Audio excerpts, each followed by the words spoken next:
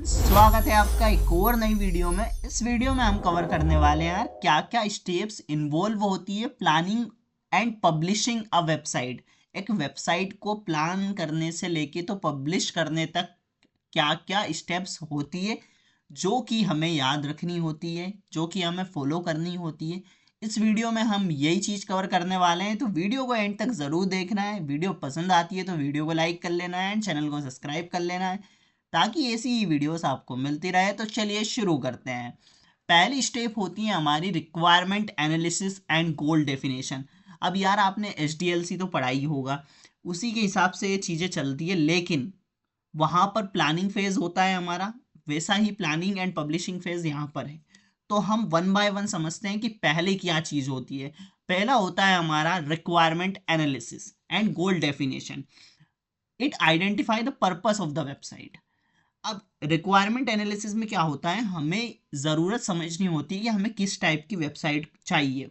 Website का purpose क्या है, एजुकेशन है, बिजनेसेस है, ई कॉमर्स है, पोर्टफोलियो है, किस तरीके का हमारा पर्पस है।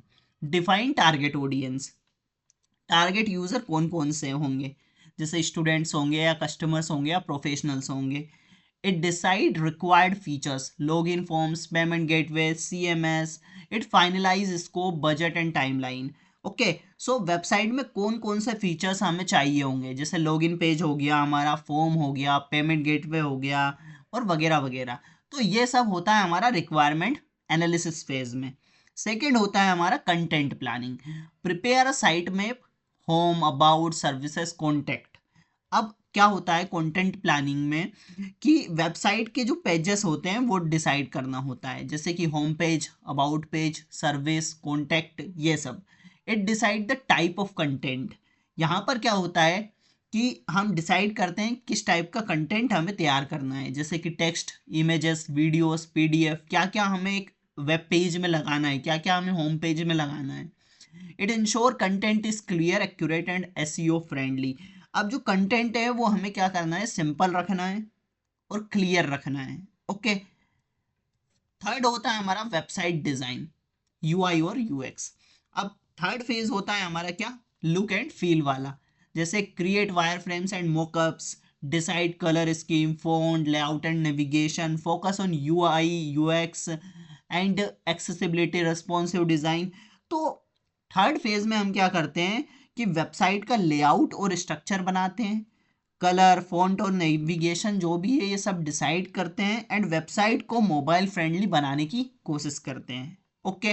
फोर्थ फेज आता है फिर website development, convert design into a working website. Okay.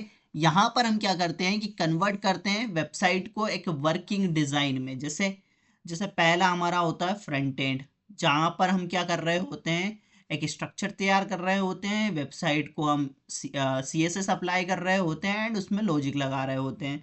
फिर हम बैकएंड से हम जो भी हमने लॉजिक वगैरह लगाए हैं उनको हम चला रहे होते हैं। ओके। एंड देन फिर हम डेटाबेस, जहाँ पर हमारा डेटा स्टोर हो रहा होता है। तो ये तीनों फेज ही बहुत ज़रूरी हो जाते हैं।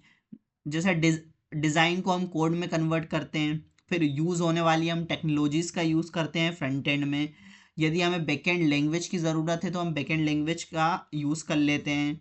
फिर हम फॉर्म, फंक्शनैलिटी, ये सब को ऐड करते हैं। ओके। ये होता है फिर हमारा वेबसाइट डेवलपमेंट फेज।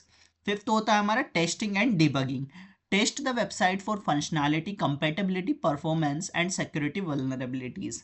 अब टेस्टिंग फेज में क्या होता है, हम चेक करते हैं, क्या चेक करते हैं कि वेबसाइट जो है वो सही काम कर रही है या नहीं कर रही है।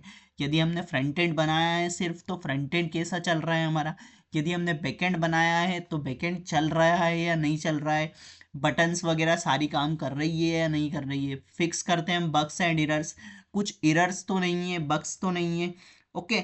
ये सब क्या होते हैं कि चेक करते हैं हम। And validate HTML CSS and check broken link. अब जो भी एरर्स, बग्स और ब्रोकन लिंक्स होते हैं वो चेक करते हैं। ओके। डिफरेंट ब्राउजर्स और डिवाइस पर हम उसे टेस्ट कर रहे होते हैं, वो फेज होता है हमारा टेस्टिंग एंड डिबगिंग। सिक्स्थ होता है हमारा domain name and web hosting selection. इसमें क्या होता है कि रजिस्टर आर डोमेन नेम, यानी कि हम जो भी वेबसाइट का हमें डोमेन नेम लेना हो, .com लेना हो, .in लेना हो, .edu लेना हो, choose a web hosting service, shared, VPS, cloud. अब क्या करते हैं फिर, वेब होस्टिंग सर्विस को चूज करते हैं एंड सर्वर और डीएनएस सेटिंग हम सेट करते हैं। ओके, सिक्स्थ जो हमारा था domain name and web hosting phase में हम ये करते हैं। सेवन्थ होता है हमारा वेबसाइट डिप्लॉयमेंट और पब्लिशिंग।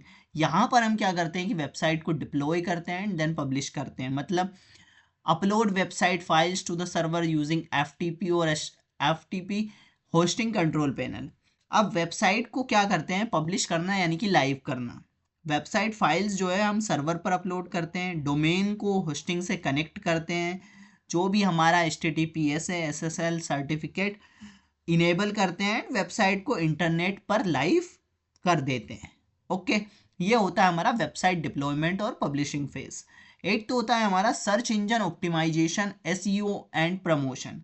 इसमें क्या होता है कि जो जो भी हमारा सर्च इंजन और प्रमोशन वाला काम होता है, यानी कि वेबसाइट को गूगल के लिए हम ऑप्टिमाइज करते हैं, सर्च इंजन में सबमिट करते हैं, सोशल मीडिया या अदर प्लेटफॉर्म्स पर उसे प्रमोट करते हैं ताकि वो वेबसाइट हमारी टॉप पर दिखे, SEO ऑप्टिमाइज्ड हो।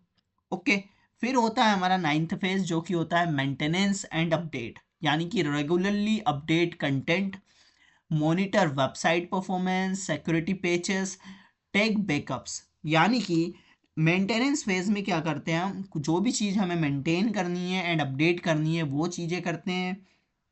फॉर एग्जांपल कि जो भी हम टाइम टाइम पर जो भी कंटेंट हमें वेबसाइट में अपलोड करना है, अपडेट करना है, उनको करते हैं। सिक्योरिटी और परफॉर्मेंस चेक करते हैं कि वेबसाइट का हर एक पेज ठीक से ओपन तो हो रहा है या नहीं हो रहा है, वर्किंग है या नहीं है। यदि हम कुछ उसमें वीडियोस अपलोड कर रहे हैं हमारी वेबसाइट पर, वो प्रॉपरली चल रही है या नहीं चल रही है। तो जो भी चीज़ें हमने वेबसाइट में डाली हुई थी वो प्रॉपर मेंटेन हम करके रखते हैं। ओके, एंड रेगुलर बैकअप हम उसका ले लेते हैं।